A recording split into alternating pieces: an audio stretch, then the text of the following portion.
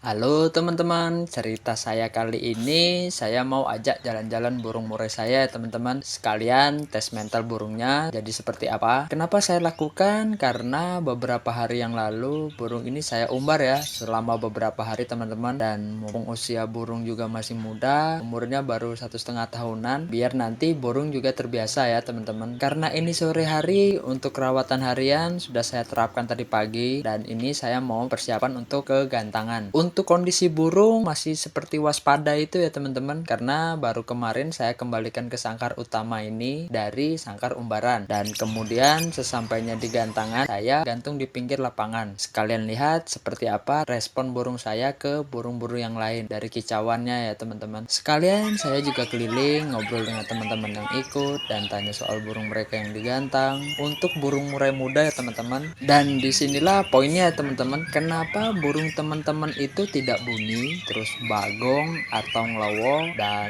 apapun itu masalahnya ya teman-teman. Dari hasil yang saya obrolkan dan saya tanyakan ke teman-teman yang lain, yang pertama ya teman-teman, jawabannya adalah usia dan umur burung. Nah, kenapa usia? Karena ketika tadi saya ngobrol ya teman-teman, rata-rata orang yang saya tanyai itu mereka jawab burung sudah 3 tahun, dan ada yang bilang ya 2-3 kali mabung, ada juga yang bilang 1,5 tahun. Nah, dari beberapa jawaban yang saya tanyakan ke teman-teman yang lain itu, terlepas dari benar atau tidaknya jawaban tadi, yang bisa merasakan sih hanya si burung ya teman-teman. Kenapa demikian? Contohnya saja seperti ini. Anak SD satu kelas dengan anak SMP atau SMA, dan dominan anak SMA. Otomatis si anak SD dan anak SMP pasti banyak melongoknya ya teman-teman. Begitu juga semisal dominan anak SD atau SMP, tentunya yang anak SMA pasti tidak mau kalah ya teman-teman. Nah, itu yang sering kita jumpai ketika kita bermain gantangan harian seperti ini ya teman-teman. Mungkin biar ada kelasnya atau gantangan masih bisa berlanjut, masih ada gantangan. Ada juga yang pengen masih belajar ya, seperti saya ini contohnya. Jadi untuk standar gantangannya ikut penyelenggaranya saja ya teman-teman. Dan lanjut yang kedua, dari semua aspek tadi selanjutnya pasti mental teman-teman. Kenapa mental? Karena usia tadi ya teman-teman pasti mempengaruhi mental. Dalam lomba pasti yang ingin menjadi dominan adalah si senior, istilahnya yang paling di atas. Seperti yang saya contohkan tadi, tidak mungkin anak SMA mau kalah dengan anak SD atau SMP ya. Terus ada pertanyaan juga, ada juga burung muda yang mentalnya bagus meskipun umurnya 1 tahun atau di bawah 1 tahun. Nah, kalau pertanyaannya seperti ini, jangan kita tarik kesimpulan dulu teman-teman, kita analisa dulu. Dari pertanyaan di atas, apakah burung murai di rumah ada lebih dari 1 ekor? Lalu kalau burung murainya hanya 1 ekor aja di rumah, bisa jadi juga indukannya seperti apa ini burung?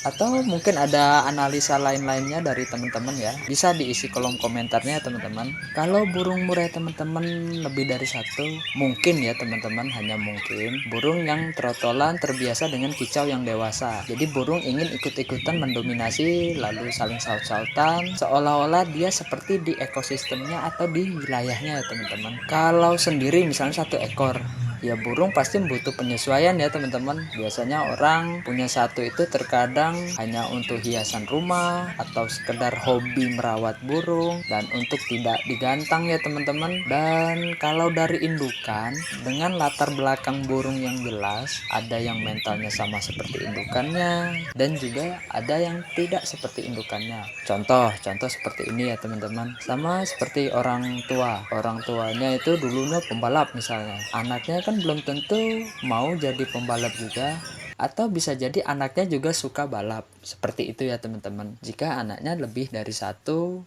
atau lebih dari 2 ya teman-teman. Nah, maka dari itu rawat burung tidak bisa pakai teori ya teman-teman. Amati, analisa, lalu terapkan ya teman-teman. Ini metode saya seperti itu saja ya teman-teman. Bangun saja kebiasaan untuk si burung ya teman-teman, seperti itu. Jadi kesimpulan cerita saya kali ini adalah burung yang tidak jalan atau banyak masalah saat digantangan, intinya adalah usia atau umur burung ya teman-teman, karena itu berpengaruh ke mental burung juga. Untuk selebihnya semua tergantung rawatan dan kebiasaan si perawat dan burung ya teman-teman, seperti itu. Nah, Teman-teman, saya kira cukup untuk cerita hari ini. Terima kasih buat teman-teman Sobat Kicau yang sudah menyaksikan. Dan buat teman-teman, jika ada saran atau masukan, boleh isi kolom komentarnya ya teman-teman. Siapa tahu ada diskusi sesama pecinta burung. Terima kasih, semangat, tetap belajar.